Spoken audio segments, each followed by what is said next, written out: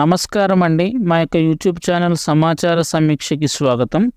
ఈరోజు మనం ఈ వీడియోలో 2024 సార్వత్రిక ఎన్నికల ప్రచారంలో భాగంగా తెలుగుదేశం ప్రభుత్వం మనకి ఇచ్చినటువంటి ఒక హామీ, మహిళలకు ఉచిత బస్సు ప్రయాణ పథకం గురించి అయితే మనం పథకానికి సంబంధించినటువంటి పూర్తి విధి విధానాలు అయితే ఈ వీడియోలో తెలుసుకుందాం.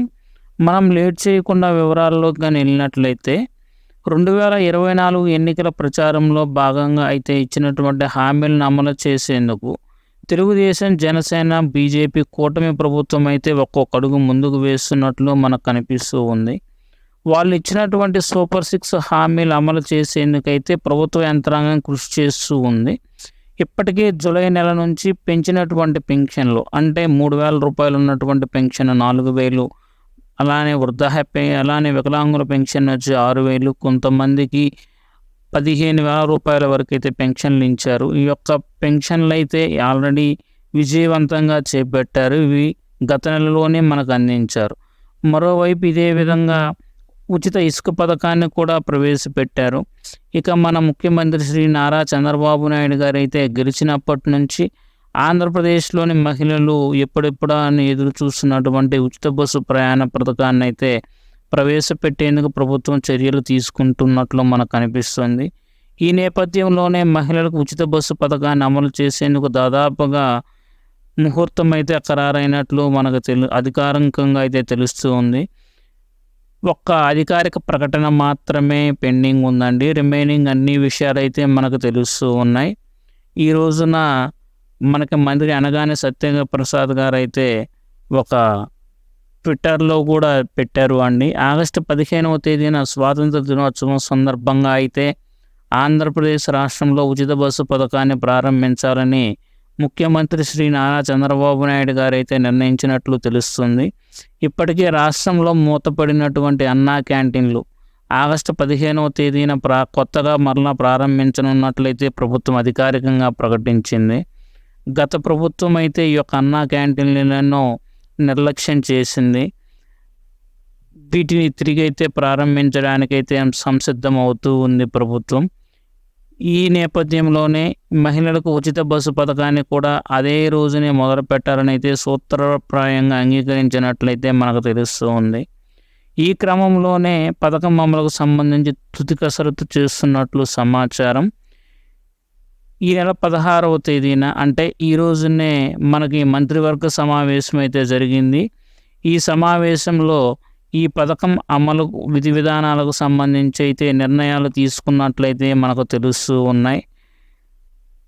దీనిలో పథకం యొక్క విధి విధానాలకు సంబంధించి ఆగస్టు 15వ తేదీనైతే ముఖ్యమంత్రి చంద్రబాబు నాయుడు గారు ఈ యొక్క పథకాన్ని విశాఖపట్నంలో ప్రారంభించేలా ఏర్పాట్లు అయితే చేస్తూ ఉన్నారు. అదేవిధంగా ఏపీలో ఉచిత బస్సు పథకం అమలుకు సంబంధించి ఇప్పటికే కసరత్తు అయితే కొనసాగింది. మన రాష్ట్రానికి పక్కనే ఉన్నటువంటి తెలంగాణ, కర్ణాటక రాష్ట్రాల్లో అయితే ఈ పథకం ఎప్పటికీ అమల్లో ఉంది.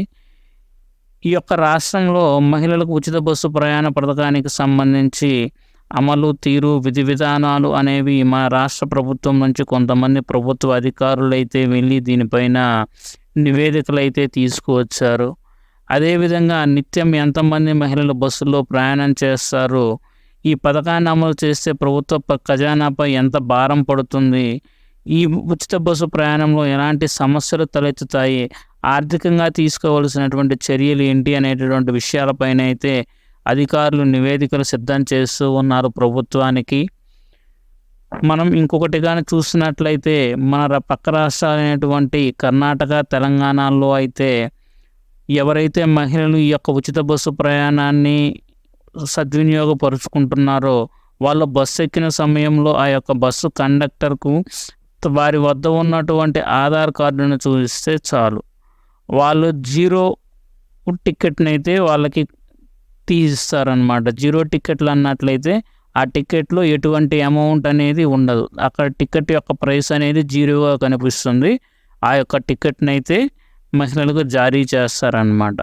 అయితే ఈ యొక్క ఉచిత బస్సు ప్రయాణం అనేది ఎటువంటి కేటగిరీ బస్సుల్లో మహిళలకు ఉచితంగా ప్రయాణాన్ని కల్పించాలనే దానిపైన కూడా అధికారులు అయితే తుది కసరత్తు చేస్తున్నారు.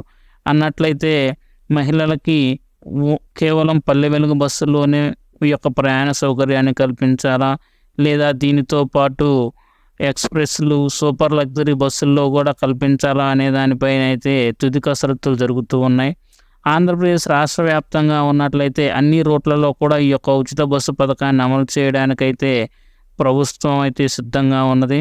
అదేవిధంగా బస్సుల్లో ఈ యొక్క పథకం అమలు చేసినట్లయితే సాధారణ ప్రయాణికులకైతే కొన్ని ఇబ్బందులు తప్పవని అధికారులు అయితే చెప్తూ ఉన్నారు ప్రభుత్వానికి. కొంతమంది అధికారులు అయితే ప్రభుత్వానికి కొన్ని కొత్త బస్సులు కొనుగోలు చేసే వరకు ఈ యొక్క పథకాన్ని వాయిదా వేయాలని అయితే సూచిస్తూ ఉన్నట్లు తెలుస్తుంది.